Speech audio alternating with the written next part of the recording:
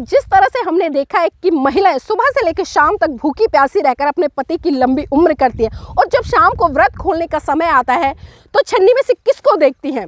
वो चांद को पति के रूप में देखती है। यहाँ पर एक बात और सोचने वाली है, जब आपका बच्चा रोता है तो आप बड़े गर्व से कहते हैं कि बेटा देख चंदा मामा निकल गया, लेकिन जब करवा चौथ जैसी रूढ़िवादी परंपराएं आती है और फिर शाम को आप उसी चांद को पति के रूप में देखती हैं, तो किस तरह का दोहरा मापदंड आप अपना रही हैं? ये सोचने वाली बात है। आप सोचिएगा कि आखिर आप किस दिशा में जा रही हैं। एक तरफ तो आप उसको अपना भाई कहती हैं और दूसरी तरफ आप उसको जब करवा चौथ जैसी रूढ़िवादी परंपराएं आती है तो आप उसको छन्नी में पति के रूप में देखती हैं।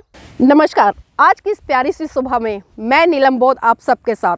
साथियों, अक्सर हम देखते हैं कि हमारे भारत देश में बहुत ज़्यादा रूढ़िवादी परंपराएं हैं। परंपराएं होती हैं, अच्छी भी होती हैं, बुरी भी होती हैं। जो परंपराओं के नाम पर खिलवाड़ किया जाता है उससे आप भली भांति परिचित होंगे। मैं थोड़ा सा चर्चा करना चाहूँगी कि आज हम देख रहे हैं कि जब एक बेटी की शादी होती है तो किस तरह से परंपराओं के नाम पर उसको लाद दिया जाता है। यहाँ पर मैं बात करूँगी जिस तरह से एक बेटी जब उसकी शादी होती है, वहीं दूसरी तरफ एक पुरुष भी होता है। एक लड़के की शादी होती है, लेकिन शादी के बाद आपने क्या अंतर देखा है, और जो अंतर देखा है क्या कभी उस पर विचार किया है? हम देखते हैं कि एक महिला को सर से लेकर पांव तक किस तरह से परंपराओं के नाम पर बांध दिया जाता है। अगर मैं उदाहरण के तौर पर बात करूं तो जिस तरह से हम देखते हैं कि एक महिला के पैरों में बिछुआ डाल दिए जाते हैं, पंजेब डाल दी जाती हैं, हाथों में चूड़ियां डाल दी जाती है, गले में मंगलसूत्र डाल दिया जाता है, माथे पे बिंदिया लगा दी जाती है और इसी तरह से मांग भर के उसकी सिंदूर लगा दिया जाता है।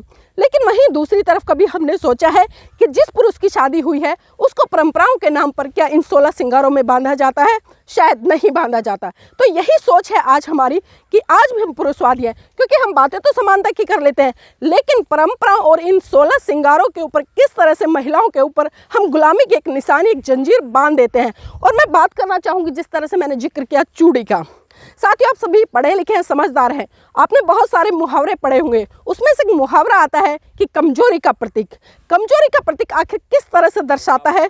आपने एक मुहावरा तो सुना भी होगा, पढ़ा भी होगा और काफ़ी चर्चाओं में रहता भी है। अक्सर जब हम देखते हैं कि आस पड़ोस में लड़ाई होती है तो घर की महिलाएं या पुरुष ये कहते नजर आते हैं कि चूड़ियां पहनकर घर में बैठ जाओ, अगर तुम्हारे बस की कुछ नहीं है।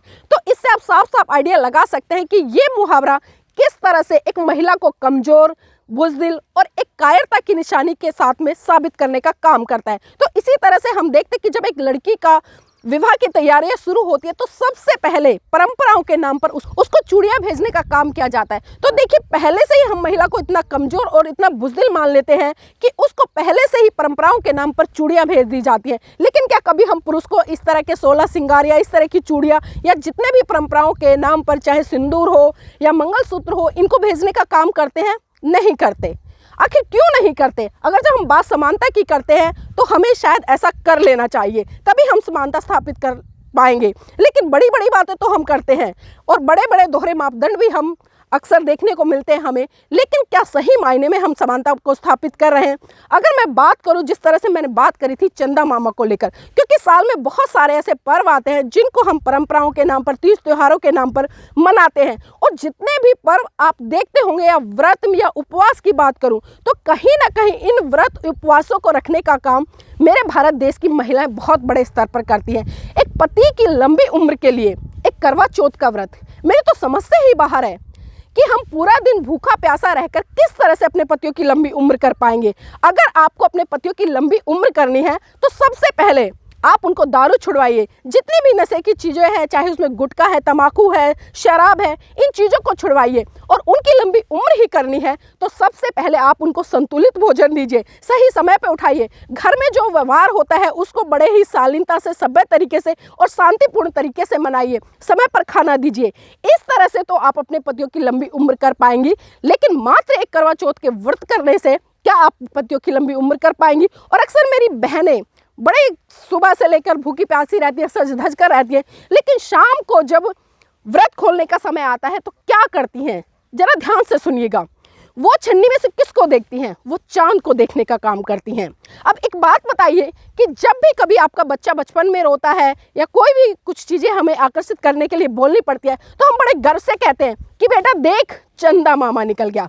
लेकिन जब करवा चौथ जैसी रूढ़िवादी परंपराएं आती हैं तो आप उसी चांद को छन्नी में से पति के रूप में देखती हैं, तो किस तरह का दोहरा मापदंड आप अपना रही हैं? क्या इसी दिन के लिए हमारे महान पुरुषों ने संघर्ष किया? क्या इसी दिन के लिए हमारे महान पुरुषों ने बलिदान दिया? क्या इसी दिन के लिए हमारे महान पुरुषों ने अपने 5-5 बच्चों की कुर्बानी दी?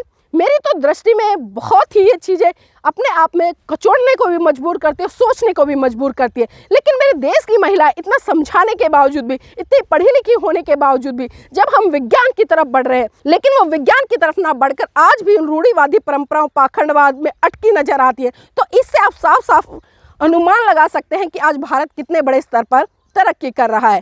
तो यहाँ पर मैं आप सबसे कहना चाहूँगी कि इन परंपराओं के नाम पर आप जितनी भी ठगी आपके साथ में हो रही है, चाहे अपने भावनाओं के रूप में, चाहे आपके अधिकारों के रूप में, उन सबको मनाना आप बंद कीजिए। अगर आप सही रूप में अपनी अस्मिता के साथ में अपने आप को जीवित रखना चाहती है, तो अपने दम पर जीकर दिखाइए, अपनी एजुकेशन के दम पर जीकर दिखाइए, ना कि खाली मतलब इन पाखंडवाद या रूढ़िवाद या इन परंपराओं को फॉलो करके आप कहीं ना कहीं अपने आप को, अपने अस्तित्व को ख़त्म करती नजर आती है। तो मैं तो यही कहूँगी, परंपरा है, इनको आपका त्याग कर देना चाहिए, क्योंकि जब तक आप इनका त्याग नहीं करोगे, तब तक मैं ये गारंटी से कह सकती हूँ, ना तो आप अपना विकास कर पाएंगी, ना अपने परिवार का विकास कर पाएंगी, और ना ही अपने देश का विकास कर पाएंगी। अगर आपको अपने देश के विकास में अपनी एक बहुत ही महत्वपूर्ण और अग्रणी भूमिका निभानी है, तो सबसे पहले इन पाखंडवाद, रूढ़िवाद, इनसे ऊपर उठकर विज्ञान की तरफ बढ़े और सोचे क्या जो आज हम कर रहे हैं उसका क्या परिणाम होगा, क्या जो आज हम कर रहे हैं वो सही है या गलत है। अगर सही है तो क्यों है, और गलत है तो क्यों है।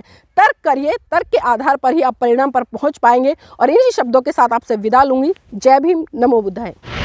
अगर आपने अभी तक हमारा चैनल सब्सक्राइब नहीं किया है तो सब्सक्राइब करें और घंटी का बटन बिल्कुल भी दबाना ना भूलें, ताकि सभी लेटेस्ट खबरें पहुंच सकें आप पे सबसे पहले।